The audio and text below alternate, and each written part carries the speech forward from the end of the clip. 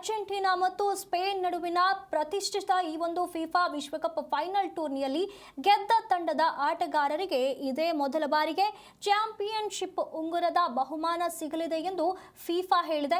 New Jersey ಮೆಟ್ಲೈಫ್ ಸ್ಟೇಡಿಯಂನಲ್ಲಿ ನಡೆಯಲಿರುವಂತಹ final ಪಂದ್ಯದಲ್ಲಿ America ಅಧ್ಯಕ್ಷ Donald Trump ಭಾಗವಹಿಸಲಿದ್ದು, ಅವರೇ ವಿಜೇತ ತಂಡದ ಆಟಗಾರರಿಗೆ ಚಾಂಪಿಯನ್ಶಿಪ್ ಉಂಗುರವನ್ನ ನೀಡುವ ಸಾಧ್ಯತೆ ಇದೆ. ಅಮೆರಿಕದ ಪ್ರಮುಖ ಕ್ರೀಡಾ ಲೀಗ್ಗಳಲ್ಲಿ ಗೆಲುವು ಸಾಧಿಸಿದ ತಂಡದ ಆಟಗಾರರು ಹಾಗೂ ತರಬೇತುದಾರರಿಗೆ ಚಾಂಪಿಯನ್ಶಿಪ್ ಉಂಗುರಗಳನ್ನು ನೀಡಲಾಗುತ್ತದೆ.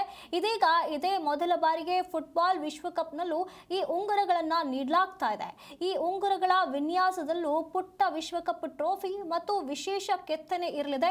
ವಿಶ್ವಕಪ್ ಗೆದ್ದ ವಿಜೇತ ತಂಡಕ್ಕೆ ಚಿನ್ನದಿಂದ ತಯಾರಿಸಿರುವಂತಹ ವಜ್ರ ಹಾಗೂ ನೀಲಮಣಿ ಕಲ್ಲುಗಳನ್ನು ಅಳವಡಿಸಿದಂತ 30 ಉಂಗುರಗಳನ್ನು ನೀಡಲಾಗುವುದು ಎಂದು ಫಿಫಾ ತಿಳಿಸಿದೆ. ಜುಲೈ 19ರ ಭಾನುವಾರ ಮಧ್ಯರಾತ್ರಿ 12:30ಕ್ಕೆ ಅರ್ಜೆಂಟೀನಾ ಮತ್ತು ಸ್ಪೇನ್ ನಡುವೆ ಪ್ರತಿಷ್ಠಿತ ಫಿಫಾ ವಿಶ್ವಕಪ್ ಫೈನಲ್ ಪಂದ್ಯ ನಡೆಯಲಿದ್ದು, ವಿಶ್ವದಾದ್ಯಂತ ಅಭಿಮಾನಿಗಳು ತೀವ್ರ ಕಾತರದಿಂದ ಕಾಯ್ತಿದ್ದಾರೆ. ದೇಶಾದ್ಯಂತ ಫುಟ್ಬಾಲ್ ಅಭಿಮಾನಿಗಳ ಉತ್ಸಾಹ ಈಗಾಗಲೇ ತಾರಕಕ್ಕೇರಿದ್ದು, ಯಾವುದೇ ಅಡೆತಡೆಯಿಲ್ಲದೆ ಅತ್ಯುತ್ತಮ ಡಿಜಿಟಲ್ ವೀಕ್ಷಣಾ ಅನುಭವದೊಂದಿಗೆ ಈ ಕ್ರೀಡಾ ರೋಮಾಂಚನವನ್ನ ಸವಿಯಲು ಹಿಂದೆ ಜಿ5 ಮತ್ತು ಲೈವ್ ವೀಕ್ಷಿಸಿ ನಿಮ್ಮ ನೆಚ್ಚಿನ ತಂಡವನ್ನ ಹುರಿದುಂಬಿಸಿ.